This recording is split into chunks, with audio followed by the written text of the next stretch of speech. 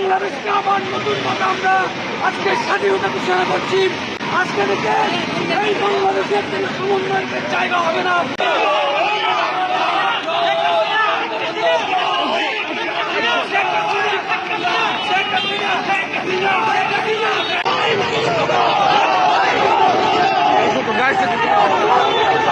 চট্টগ্রামের মাটি থেকে জননেত্রী শেখ হাসিনার পক্ষে এই রাজাকারদেরকে আমরা বাংলাদেশ থেকে বিতাড়িত করব।